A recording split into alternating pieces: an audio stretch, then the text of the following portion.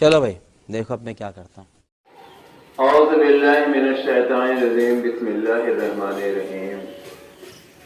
صحیح مسلمان کیسے بنے؟ انسانی ذات میں سب سے معذب، سب سے مقرب ذات اللہ کے نبی صلی اللہ علیہ وسلم کی ہے۔ آدم علیہ السلام سے لے کر قیامت تک جو بھی انسان و جن پیدا ہوں گے ان میں سب سے افضل ذات آپ کی ہے۔ آپ کی زندگی سے آپ سبق سیکھیں، سوچیں، اور یقیناً اگر آپ کی زندگی آپ کے سمجھ میں آ جائے گی تو آپ کا بھی قبلہ درست ہو جائے گا۔ جب آپ کو نبوت ملی، جب آپ نے نبی ہونے کا اعلان کر دیا تو لوگوں نے طرح طرح سے الزام لگانا شروع کر دیا، طرح طرح کی تہمتیں، طرح طرح کی ٹائٹلز۔ کسی نے خائن کہا، کسی نے جادوگر کہا، کسی نے شاعر کہا، مطلب طرح طرح کی تہمتیں آپ پہ لگنی شروع ہو گئیں۔ ایک پہاڑی کے پاس اللہ کے نبی صلی اللہ علیہ وسلم نے اپنے خاندان کے سارے لوگوں کو اور خاندان کے لوگوں کو بھی اکٹھا کیا، چونکہ آپ کی نبوت سے پہلے کی زندگی بھی ایک دم پاک صاف تھی۔ کوئی بندہ آپ کی زندگی میں کسی بھی کردار پر نقطہ رکھنے کی حیثیت نہیں رکھتا تھا، ضرورت نہیں کرتا تھا، کیونکہ آپ کا کردار ہی ایسا نہیں تھا کہ آپ کے کردار پر کہیں بندی رکھی جائے۔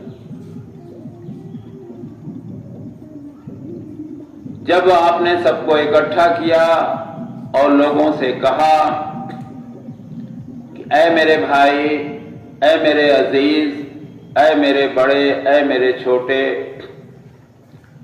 اگر ہم آپ لوگوں سے یہ کہیں کہ اس پہاڑی کے پیچھے، عرب کا یہ دستور تھا، پہلے یہ لاؤڈ سپیکر وغیرہ کا چلن نہیں تھا، تو عرب کا یہ دستور تھا، کوئی بات اپنی عوام سے زیادہ لوگوں سے کہنی ہوتی تھی تو لوگ پہاڑی پر چڑھ کے ایڈریس کرتے تھے جس سے آواز دور تک جائے۔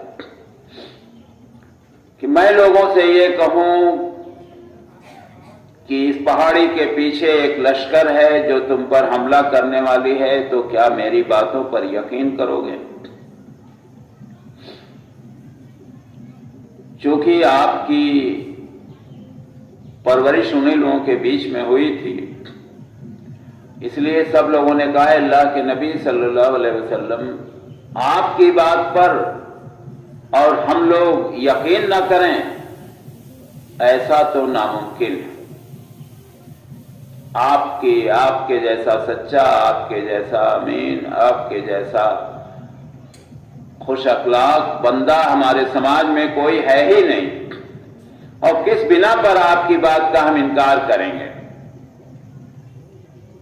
کہا اے لوگوں، لا الہ الا اللہ کہہ لو، کامیاب ہو جاؤ گے۔ اتنا کہنا نہ تھا، چند سیکنڈ پہلے جو خاندان کے لوگ آپ کے صداقت کی، آپ کے ایمانداری کی، آپ کے اچھے اخلاق کی، آپ کے سچائی کی گواہی دیتے نہیں تھکتے تھے، پاسا پلٹ گیا، فوراً آپ کی دشمنی میں اتر آئے اور کہا آپ کیسی باتیں کرتے ہیں؟ کیونکہ لا الہ الا اللہ کا مطلب ہوتا ہے نہیں ہے کوئی عبادت کے لائق سوا اللہ کے، اور یہ بات ان کے ایمان کے خلاف تھی۔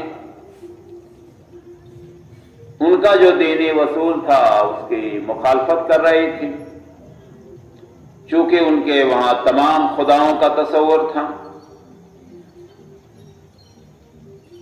اب وہ آگ ببولا ہو گئے کہ واہ، آپ کی یہ بات تو ہم قطعی نہیں مان سکتے، ہم اپنے سارے خداؤں کو چھوڑ دیں؟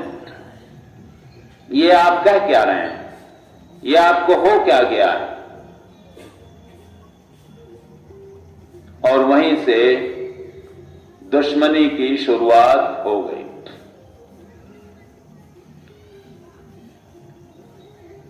آپ کے سگے چچا میں ابو جہل، جس کے نام سے قریب قریب سبھی مسلمان واقف ہیں، وہ حد درجے کی مخالفت کرتا رہا آخر تک۔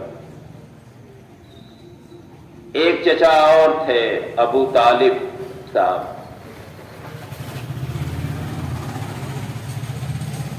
انہی کے اس میں آپ کی پرورش ہوئی تھی، اور یہ ان لوگوں کے لیے سبق ہے جو زبانی محبت کا دعویٰ تو کرتے ہیں لیکن عمل میں کھرے نہیں اترتے۔ اللہ کے نبی صلی اللہ علیہ وسلم کی ذات مبارک سے ابو طالب صاحب جو سگے چچا تھے، اتنی محبت شاید کسی کو نہ تھی، لیکن انہیں محبت جو تھی وہ بحیثیت بھتیجا تھی، بحیثیت نبی اور رسول نہیں تھی۔ یہی ابو بکر رضی اللہ عنہ اور آپ کی محبت میں فرق تھا کہ اور جو صحابہ کرام رضی اللہ عنہ اجمعین کی محبتیں تھیں، سب ایمان سے وابستہ تھیں، اور آپ کی محبت خاندان کی وجہ سے، قبیلے کی وجہ سے، سگے بھتیجا ہونے کی وجہ سے تھی۔ اور آپ بارہا یہ کہتے بھی تھے، اقرار بھی کرتے تھے کہ بیٹا تو جو تم کہہ رہے ہو وہ یقیناً سچ ہے، لیکن میرے سامنے خاندان ہے، میرے سامنے سماج ہے، میں انہی کے بیچ پلا بڑھا ہوں، یہ ہماری عزت کرتے ہیں، ہم ان کے اور معاملات میں دخل دیتے ہیں، ہمارے فیصلے کو یہ مانتے ہیں، اگر ہم تمہارا دین اختیار کر لیں گے تو یہ ہمیں کیا کہیں گے؟ لیکن اللہ کے نبی صلی اللہ علیہ وسلم کو اس عقیدے پر چلنے کا جو غلط رزلٹ ہوتا وہ معلوم تھا، اس لیے آپ ہمیشہ پریشان رہتے تھے اور بار بار کوشش کرتے تھے، اللہ تبارک تعالیٰ سے دعا بھی کرتے تھے کہ اللہ تبارک تعالیٰ ہمارے چچا کو ایمان سے نواز دیں۔ اسی کشمکش میں چچا جان کی موت کا وقت بھی قریب آ گیا، اور آپ بھی موجود تھے، خاندان کے لوگ بھی موجود تھے۔ آپ کہتے تھے چچا جان آپ کلمہ پڑھ لیجئے، اگر سارجنک طور پہ نہ پڑھنا چاہیں، سب کے سامنے نہ پڑھنا چاہیں تو میرے کان میں پڑھ لیجئے، میری گواہی اللہ تبارک تعالیٰ کے سامنے کافی ہوگی، یقیناً اس میں کوئی شک و شبہ کی گنجائش ہی نہیں۔ تو انسان ہونے کے ناطے وہ تیار ہوتے تھے، ادھر خاندان والے فوراً کہ کیا اب تم اپنے بھتیجے کے دین پر مرو گے، خاندانی دین کو چھوڑ دو گے، آبائی دین کو بھول جاؤ گے، یہ کیسا ایمان ہے تمہارا؟ ادھر کے لوگ ادھر کنونس کرتے تھے، اللہ کے نبی صلی اللہ علیہ وسلم اسلام کی طرف پھیرتے تھے، اور آخر میں آپ کی وفات خاندانی ایمان کے ساتھ ہوئی۔ اللہ کے نبی صلی اللہ علیہ وسلم سے واقعی آپ محبت کرتے تھے، اس لیے اللہ کے نبی صلی اللہ علیہ وسلم کو بھی اسی طرح سے آپ سے لگاؤ تھا، آپ سے اپناپن تھا، آپ سے محبت تھی۔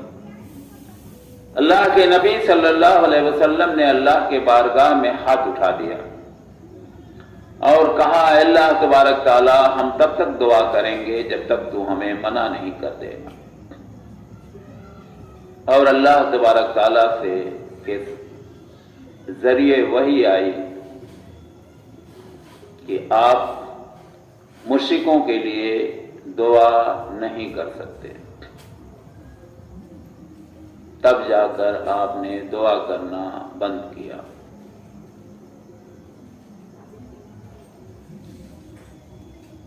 تو محبت الگ ہے، ایمان لانا الگ چیز ہے۔ اتنی زیادہ محبت کرنے والی شخصیت